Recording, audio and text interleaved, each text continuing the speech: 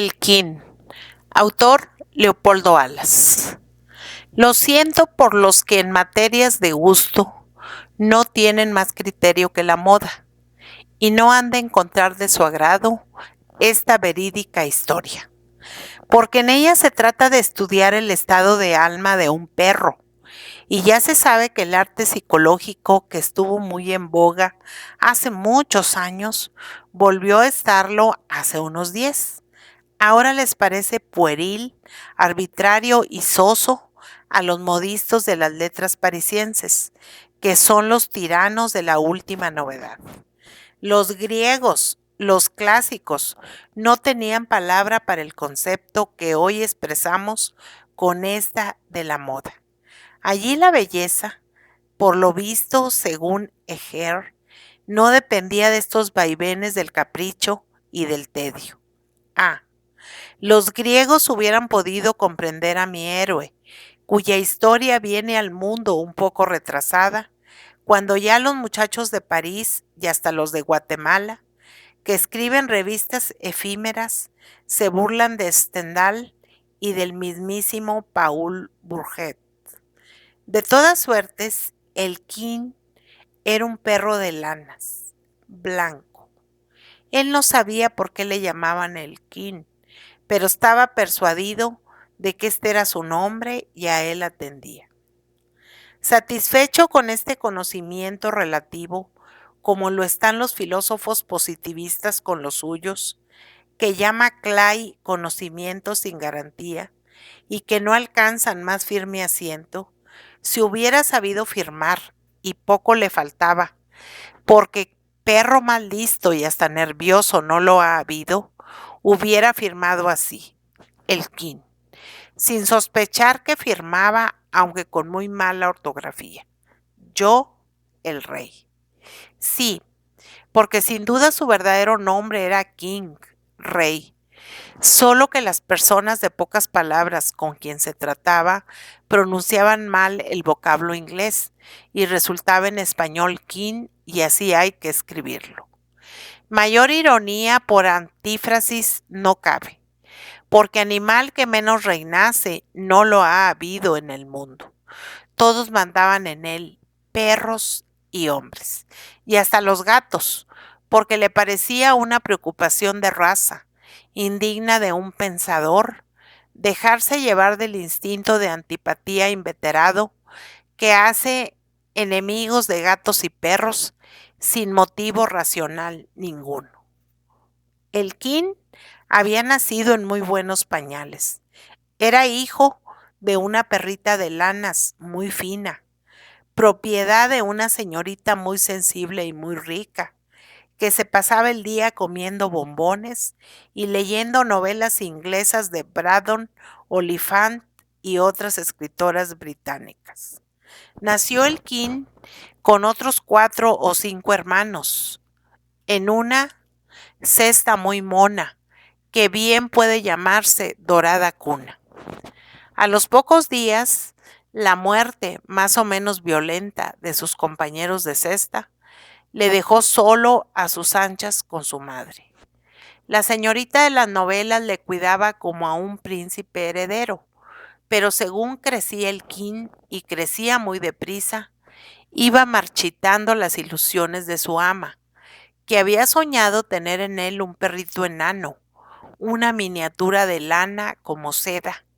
La lana empezó a ser menos fina y rizosa.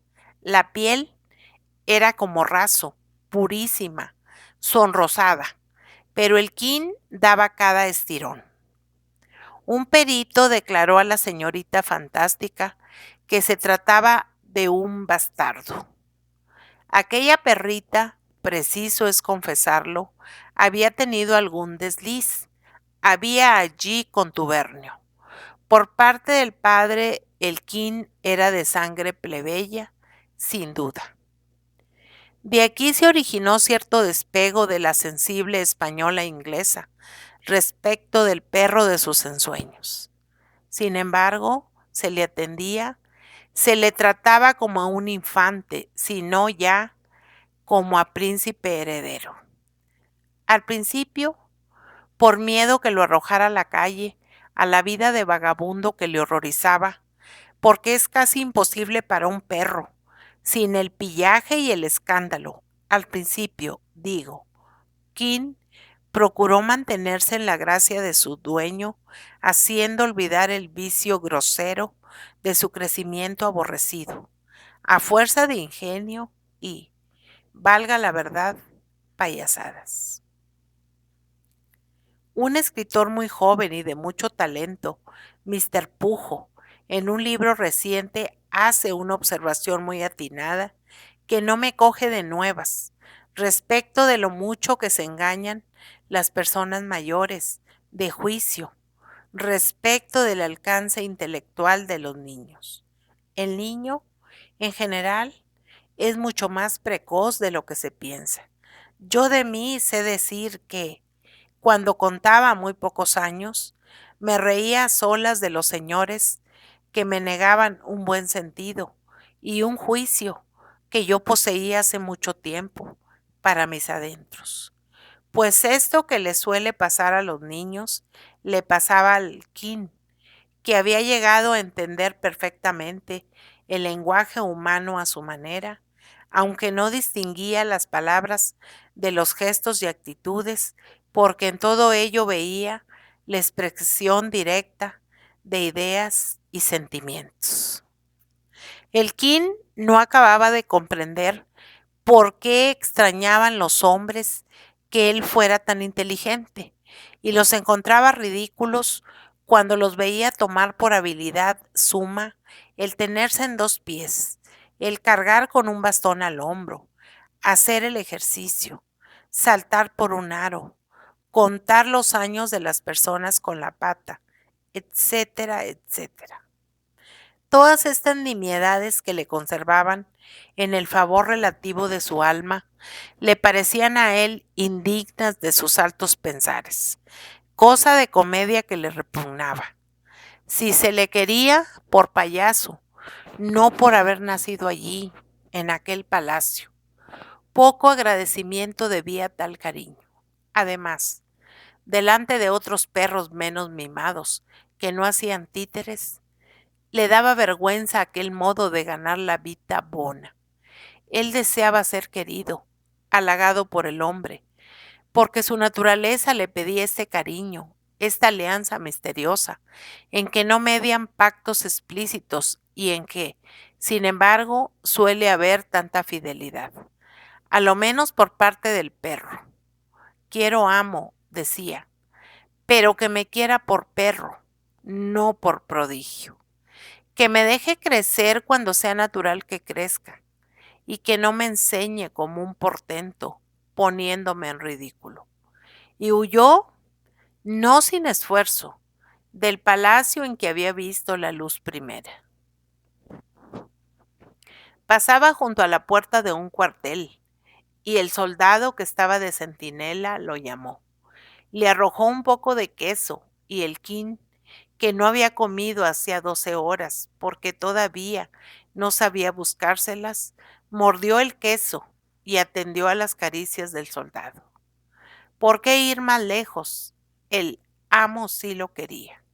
La vida de Perdiz le horrorizaba. Si le admitían, se quedaría allí. Y se quedó. Ocultó al regimiento, que a poco prohijó al animal, las habilidades que tenía, pero dejó ver su nobleza, su lealtad, y todo el cuartel estaba loco de contento con el King, cuyo nombre se supo porque lo llevaba grabado en el collar de cuero fino con que se había escapado. Desde el coronel al último recluta, todos se juzgaban dueños y amigos pro indiviso del noble animal. El King ocultaba sus gracias, su gran ingenio, pero se esmeraba en las artes de la buena conducta. Era leal, discreto en el trato, varonil, hasta donde puede serlo un perro, pero en su fidelidad al regimiento no había nada de amanerado, de comedia. Era el encanto y el orgullo del cuartel, y a él no le iba mal del todo con aquella vida. Desde luego la prefería la del palacio, A lo menos aquí no era un bufón y podía crecer y engordar cuanto quisiera. Huía de que le cortaran la lana al ras del pellejo, porque no quería lucir la seda de color de rosa de su piel. No quería mostrar aquellas pruebas de su origen aristocrático. La lana larga le parecía mejor para su modestia, para su incógnito. La llevaba como una mujer honesta y hermosa lleva un hábito. Procuraba estar limpio, pero nada más. Trabó algunas amistades por aquellos barrios y le presentaron sus compañeros en el oficio de azotacalles a una eminencia que llamaba muchísimo la atención en Madrid por aquella época. Le presentaron al perro Paco. El Quín le saludó con mucha frialdad. Le caló enseguida. Era un poseur, un cómico, un bufón público. En el fondo era una medianía. Su talento, su instinto, que tanto admiraban los madrileños, eran vulgares. El perro Paco tenía la poca dignidad de hacer valer aquellas habilidades que otros canes ocultaban por pudor, por dignidad, por no merecer la aclamación humillante de los hombres que se asombraban de que un perro tuviera sentido común. Entre los perros, Paco llegó pronto a desacreditarse. Los más grandes de su especie, o lo que fuese, le despreciaban en medio de sus triunfos populares. Prostituía el honor de la raza. Todo su arte era una superchería. Todo lo hacía por la gloria. Llegó al histrionismo y al libertinaje asqueroso. Las vigilias de los colmados. Sus hazañas de la plaza de toros las vituperaban los perros dignos, serios, valientes, y las miraban como Agamenón y Ajax de Shakespeare, los chistes y agudezas satíricas de Tercites. El Quín era de los que le desdeñaba más y mejor sin decírselo. El perro Paco, cada vez que le encontraba, se ponía colorado, como se ponen colorados los perros negros, es decir, por los ojos. Y en su presencia afectaba naturalidad y fingía estar cansado de aquella vida de parada, de exhibición y plataforma. Por no ver aquellas cosas, el Quín deseaba salir de la corte. Perro chistoso, pensaba el Quín, recordando a Pascal, mal carácter. Empezó además a encontrar poco digna de su pensamiento más hondo la vida del cuartel. Algunos soldados eran groseros, abusaban de su docilidad y aquella fama de perro leal que tenía y tanto había cundido, acabó por molestarle. Deseaba oscurecerse, irse a provincias. Pero, ¿con quién?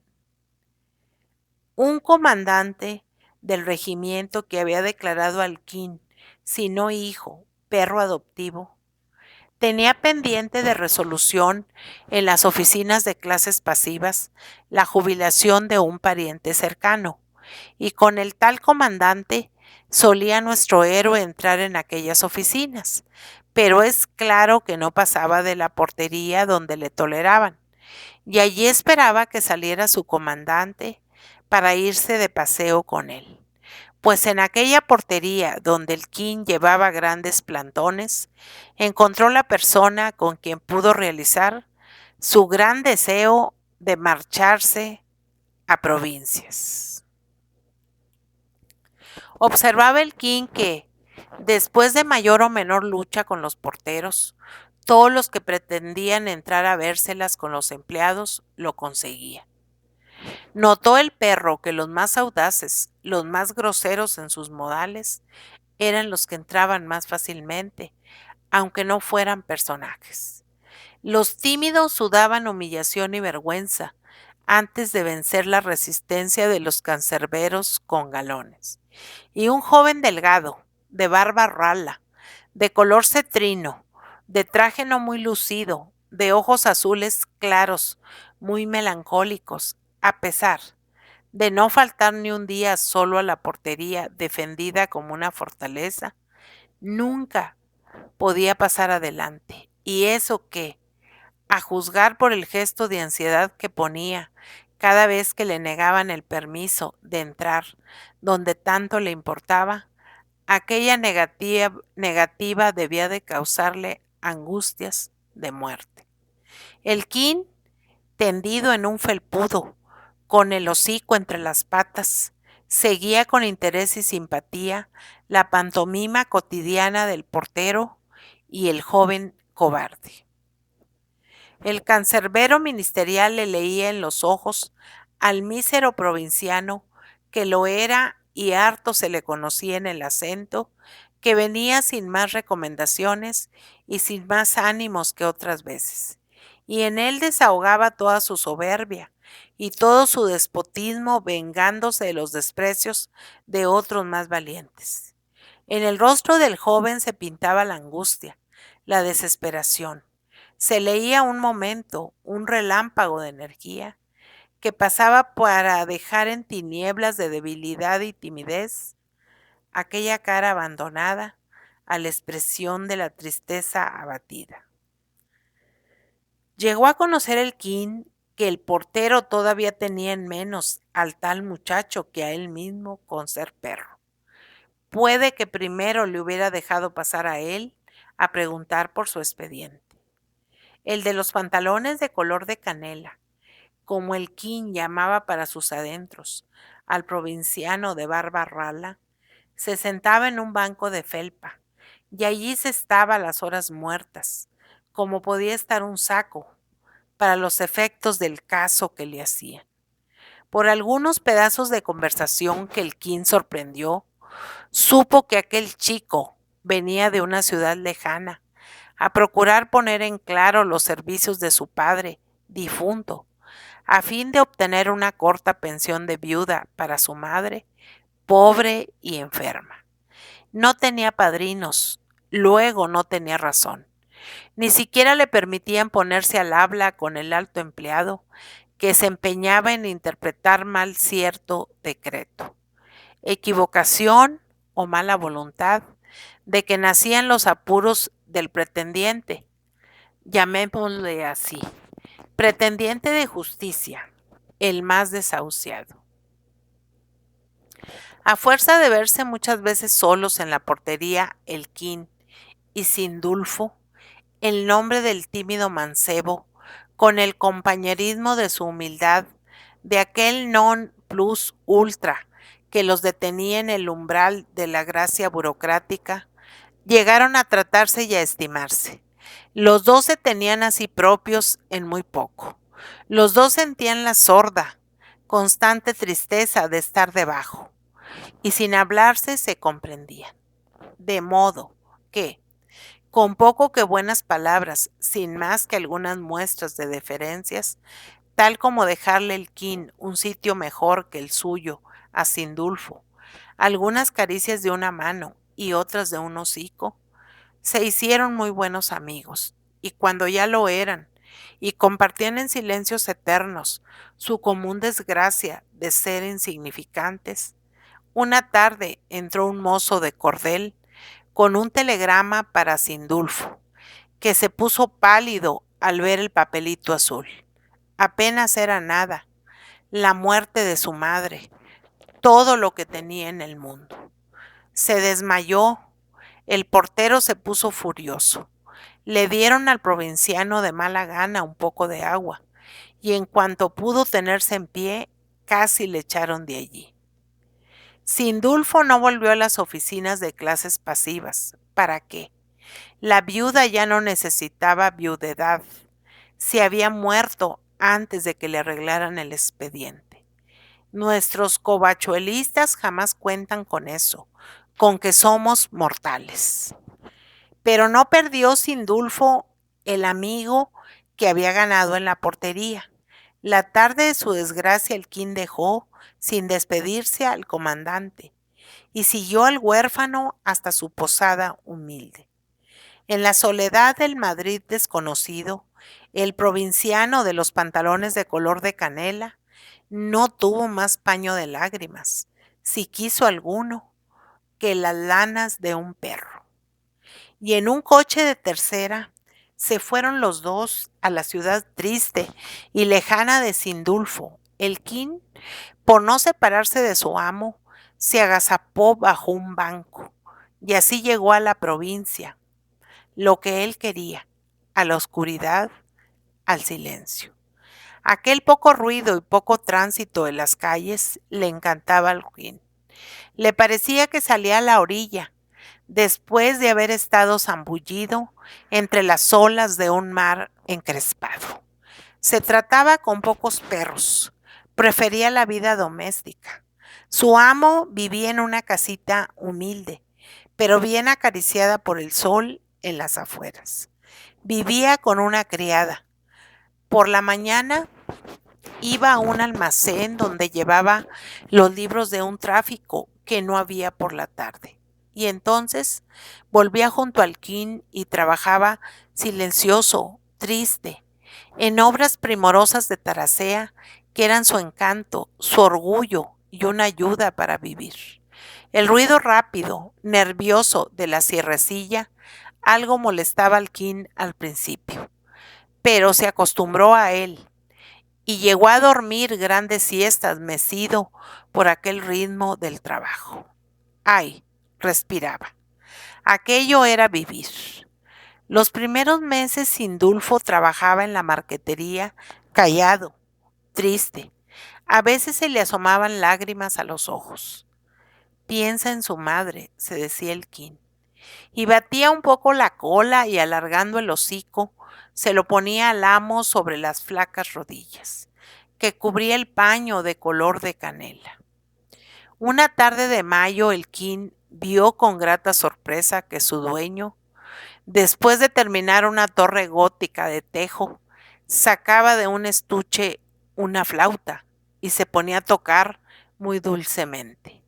¡Qué encanto!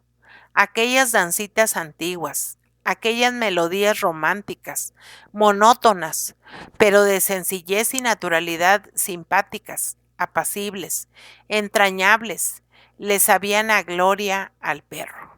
El King nunca había amado. Las perras le dejaban frío.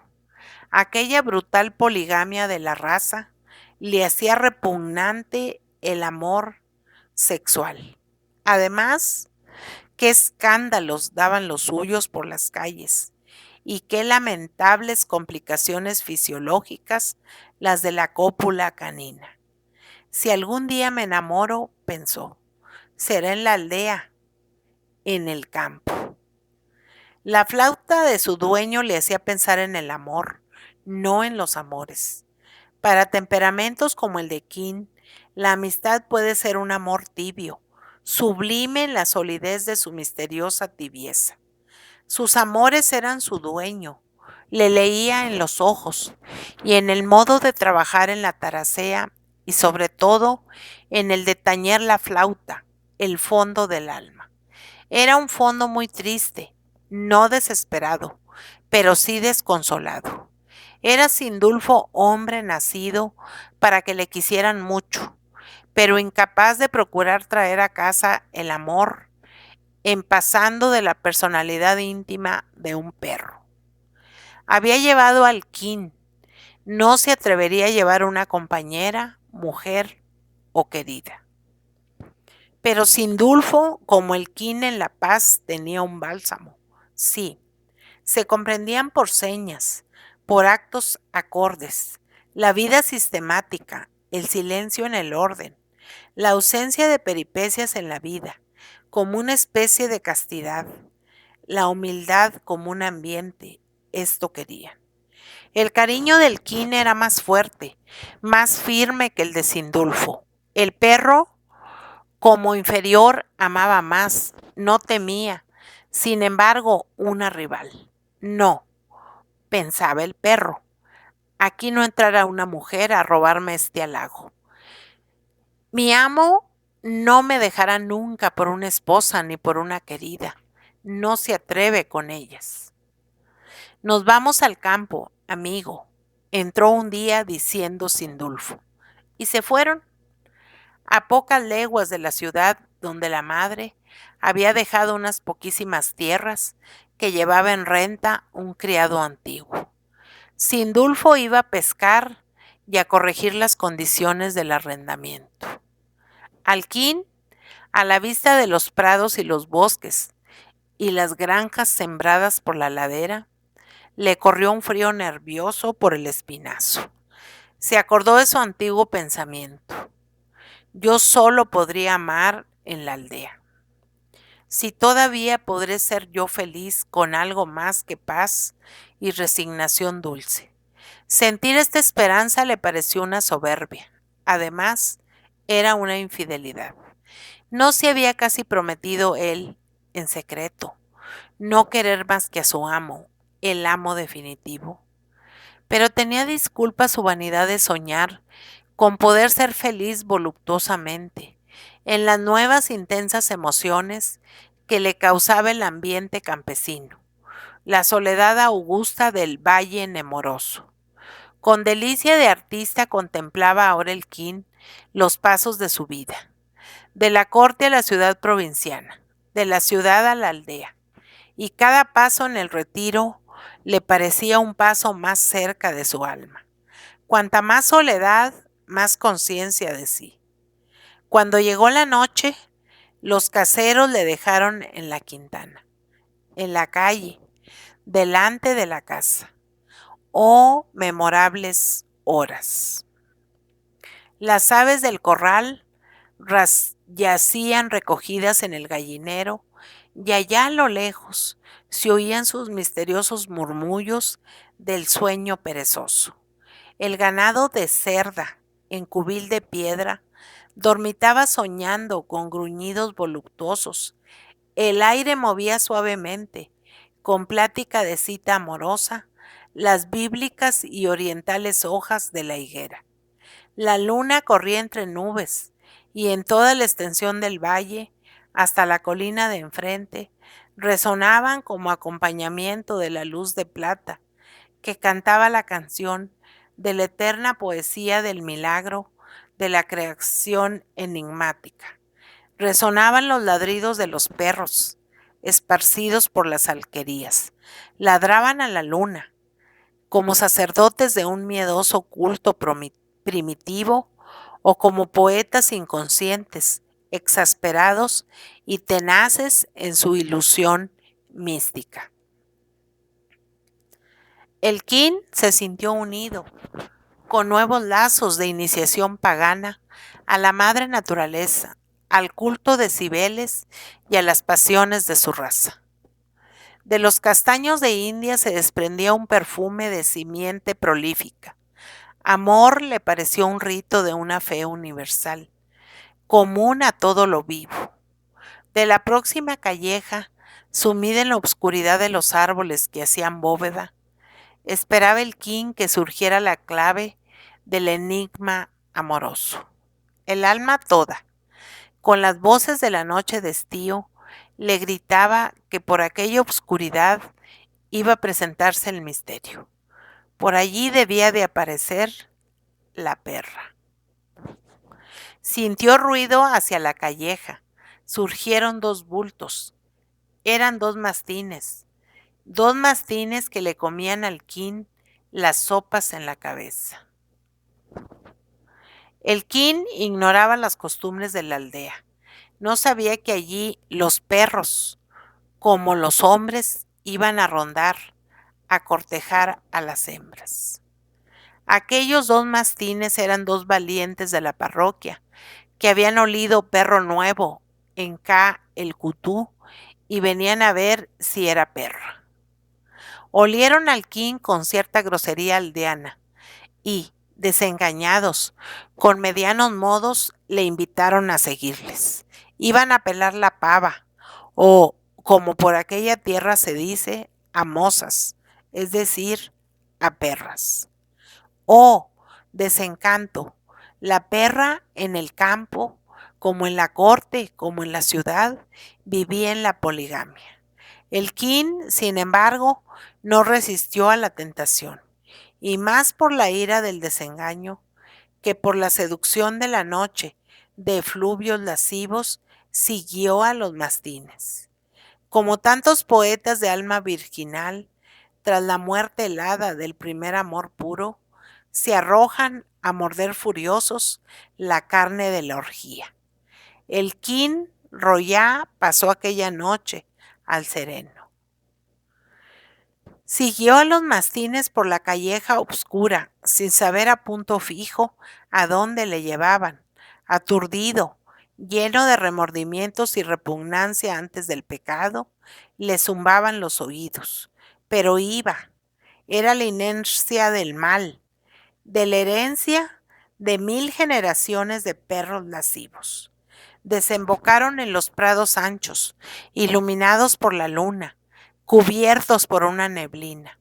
Recuerdo del diluvio según Chateaubriand, la cual como una laguna de plata inundaba el valle. Era sábado. Los mozos de todas las parroquias del valle cortejaban en las misteriosas oscuridades poéticas de las dos colinas que al norte y al sur limitaban el horizonte junto a las alquerías escondidas en la espesura de castaños y robledales. El ixuzú prehistórico del aldeano celta resonaba en las entrañas de las laderas y bajo las bóvedas de los bosques, mezclándose con el canto del grillo, la wagneriana exclamación estridente de la cigarra y el ladrido de los perros lejanos. Jamás es la prosa del vicio grosero tan aborrecible como cuando tiene por escenario la poesía de la naturaleza. En aquel valle de silencio solemne, que hacían resaltar los lamentos de los animales en vela, aquellos gritos como perdidos en la inmensa soledad callada de la tierra y el aire, en aquella extensión alumbrada con luz elegíaca por la eterna romántica del cielo, cuánto hubiera deseado el King alguna pasión casta, un amor puro. Pronto se enteró de lo que ocurría.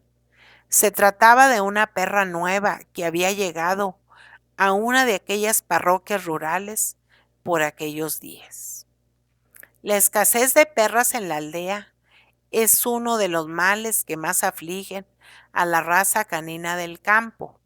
Por una selección interesada, en las alquerías se proscribe el sexo débil para la guarda de los ganados y de las casas. Y al perro más valiente le cuesta una guerra de Troya el más pequeño favor amoroso por la competencia segura de 100 rivales. Pero aquellos mastines hicieron comprender al King aquella noche, con datos de observación, que menos racionalmente obraban los hombres. Al fin, los perros se atacaban, se mordían para conquistar una hembra, o por lo menos alcanzar la prioridad de sus favores. Pero los mozos de la aldea que gritaban Ixuzú y, como los perros, atravesaban los prados a la luz de la luna y se escondían en las cañadas sombrías y daban asaltos a los hórreos y paneras en mitad de la noche, ¿por qué se molían a palos y se daban de puñaladas con navajas barberas y disparaban ad vultum tum cachorrillos y revólveres? Por el amor de la guerra, porque pacíficamente hubieran podido repartirse las zagalas cazaderas, que abundan más que los zagales, y no eran tan recatadas que no echaran la persona, galanteo redicho, conceptuoso, a lo galán de Moreto. Con 10 o 12 en una sola noche, a la puerta de casa, a la luz de las estrellas, como Margarita la de Fausto, menos poéticas, pero más provistas de armas defensivas de la virginidad putativa, gracias a los buenos puños. Sí, los hombres, como los perros, hacían del valle poético, en la noche del sábado, campo de batalla, disputándose en la soledad la presa del amor. La diferencia estaba en que las aventuras perrunas llegaban siempre al matrimonio consumado, aunque deleznable y en una repugnante poligamia, mientras los deslices graves eran menos frecuentes entre mozos y mozas. Al amanecer, jadeante, despiado, con una cuarta de lengua afuera, la lana mancillada por el lodo de 100 charcos, Elquín llegó a la puerta de la granja en que descansaba su amo, arrepentido de delitos que no había cometido, con la repugnancia y el dejo amargo de placeres furtivos que no había gustado. Traía la vergüenza de la bacanal y la orgía, sin la delicia material de sus voluptuosidades. La perra dichosa, tan disputada por 80 mastines aquella noche, había repartido sus favores a diestro y siniestro. Pero la timidez, la frialdad de Quin no habían sido elemento a propósito para fijar un momento la atención de aquella mesalina de casa, porque era de casa. En fin, nuestro héroe volvió a la puerta de su casa sin haber conocido perra aquella noche, y en cambio humillado por las patadas y someros mordiscos de otros perros que le habían creído rival y le habían maltratado. Pero faltaba lo peor. Sindulfo, el dueño, más querido que todas las perras del mundo, había desaparecido. Se había ido de pesca antes de amanecer. Elquín no sabía dónde. Esperó todo el día a la puerta de la granja y el amo no apareció. Ni de noche vino. Al día siguiente supo Quin que un recado urgente de la ciudad lo había hecho abandonar su proyectada estancia en el campo y volverse al almacén, donde era indispensable su presencia. Más supo el perro, el casero de Sindulfo, el aldeano que llevaba en arriendo sus 4 terrones, se había enamorado del buen carácter del animal y había suplicado a Sindulfo que se lo dejara en la granja, ya que él no tenía perro por entonces. Y Elquín, en calidad de comodato, estaba en poder de aquellos campesinos. Toda la extensión del ancho valle le pareció un calabozo, una insoportable esclavitud. Él era humilde, obediente, resignado, pero aquella ingratitud del amo no podía sufrirla. ¿Cómo? El destino enemigo le castigaba tan rudamente al primer desliz, solo por una tentativa casi involuntaria de crápula pasajera. Le caía encima el tremendo azote de quedarse sin el amparo del único real cariño que tenía en el mundo. No pensaba Elquín que esta forma toman los más exquisitos favores de la gracia, que los deslices de los llamados a no tenerlos tienen pronta y aguda pena, para que el justo no se habitúe al extravío. Tomó vientos y con la nariz abierta al fresco nordeste, como hubiera hecho Ariadna a ser Podenco, Elquín, huyendo de la alquería a buen trote, buscó el camino de la ciudad y llegó a su casa de las afueras en pocas horas. No lo recibió de buen talante Sindulfo, aunque orgulloso del apego del perro a su persona y de la hazaña del viaje. Pero Elquín tuvo que volver a la aldea, porque la palabra es la palabra, y el préstamo del perro había de cumplirse. No se rebeló el humilde animal ante un mandato directo y terminante. Ya no se atrevió a invocar los fueros de su libertad. El cariño le ataba a la obediencia. Aquel amo lo había escogido él entre todos.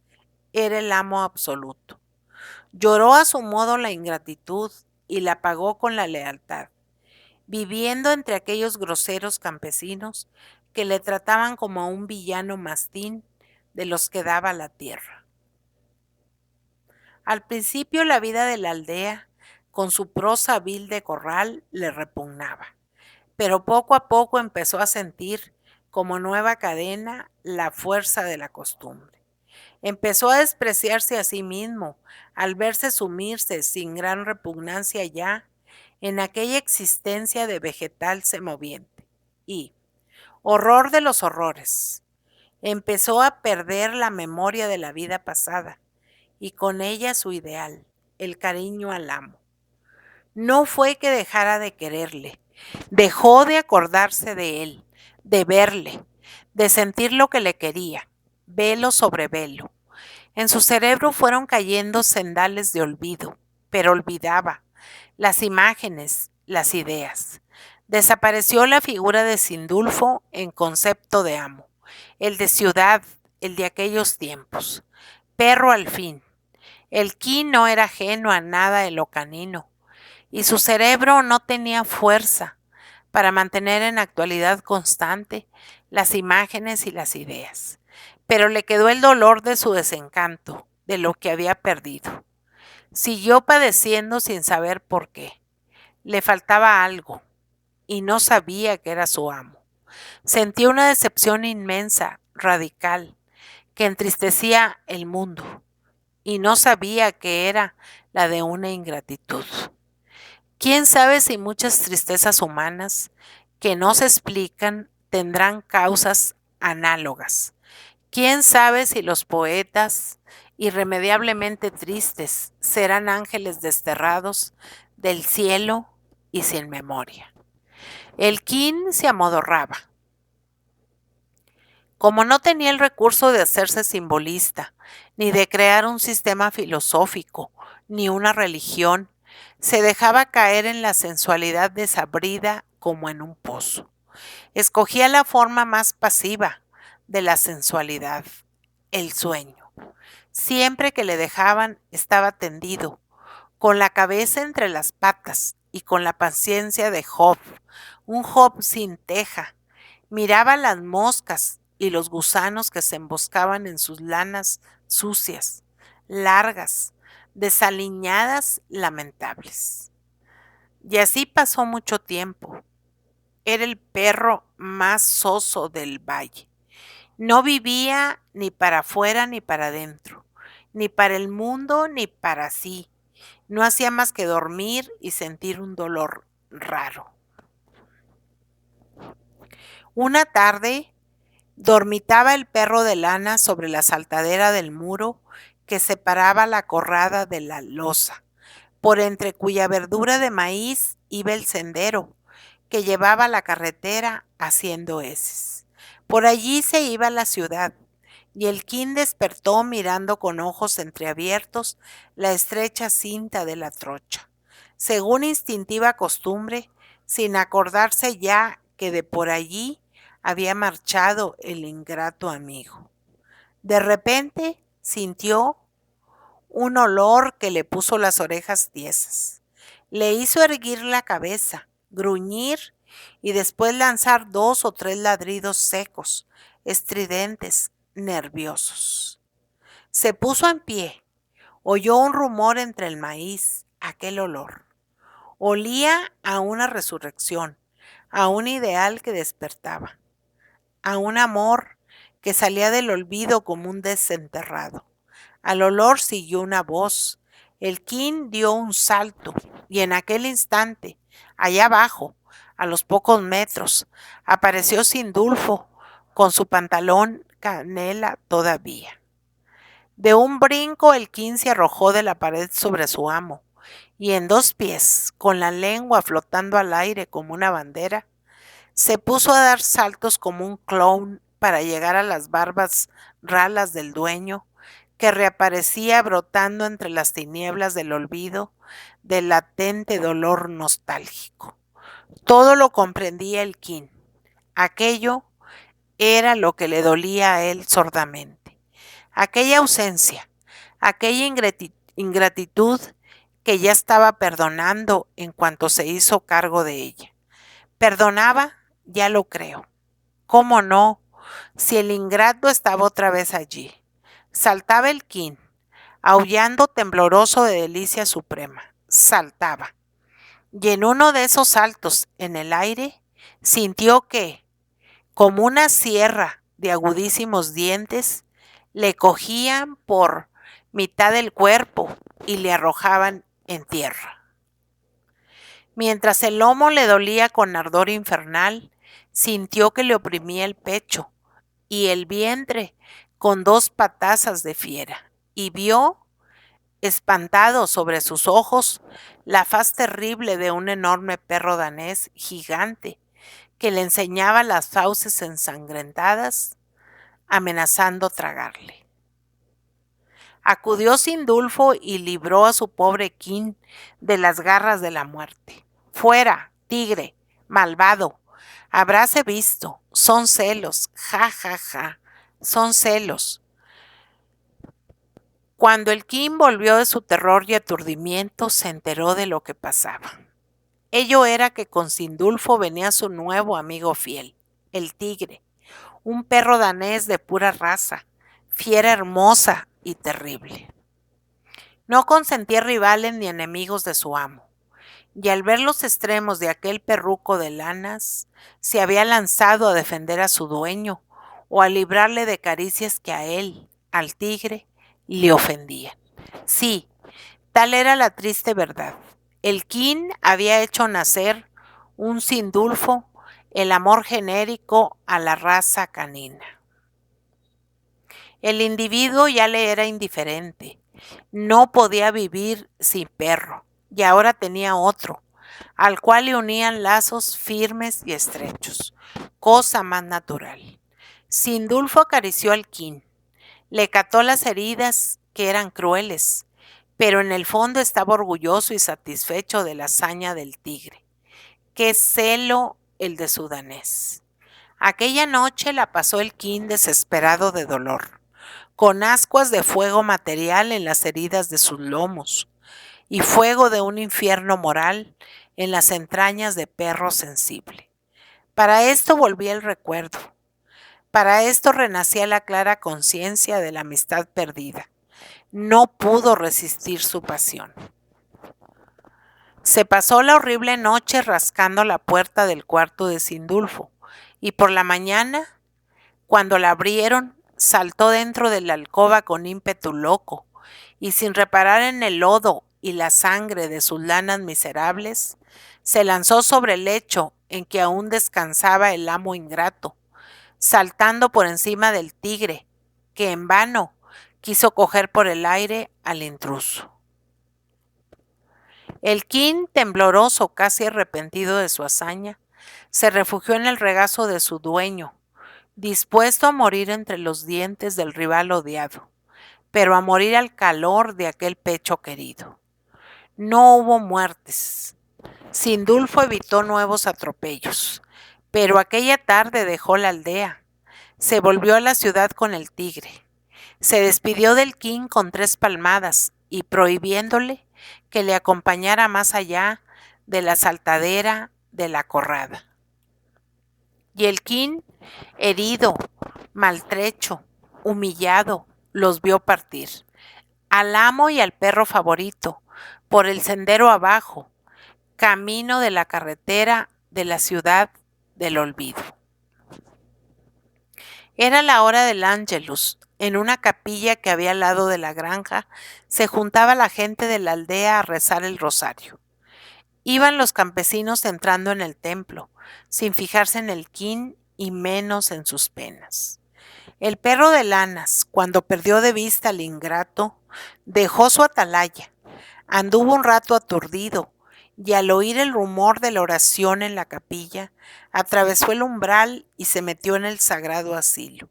No entendía aquello, pero le olía a consuelo, a último refugio de espíritus buenos, doloridos. Mas cuando sentía estas vaguedades, sintió también una grandísima patada que uno de los fieles le aplicaba al cuarto trasero para arrojarlo del recinto. Es verdad, pensó, saliendo deprisa sin protestar. ¿Qué hago yo ahí? Lo que los perros en misa. Yo no tengo un alma inmortal. Yo no tengo nada. Y volvió a su atalaya, en adelante inútil, de la saltadera, sobre el muro que dominaba el sendero. el sendero de la eterna ausencia. No pudiendo con el peso de sus dolores, se dejó caer, más muerto que echado. Oscurecía. El cielo plomizo parecía desgajarse sobre la tierra. Metió la cabeza entre las patas y cerró los ojos. Para él no había religión. Para él no había habido amor. Había despreciado la vanidad, la ostentación. Se había refugiado en el afecto tibio, sublime en su opaca luz de la amistad fiel. Y la amistad le vendía, le ultrajaba, le despreciaba. Y para colmo de injurias, volvería a la condición de su cerebro, de su alma perruna, a traerle el olvido rápido del ideal perdido, y le quedaría el dolor sordo, intenso, sin conciencia de su causa. Pobre King, como era un perro, no podían consolarse pensando que, con eso y con todo, a pesar de tanta desgracia, de tanta miseria, solo por haber sido humilde, leal, sincero, era más feliz que muchos reyes, de los que más ruido han hecho en la tierra.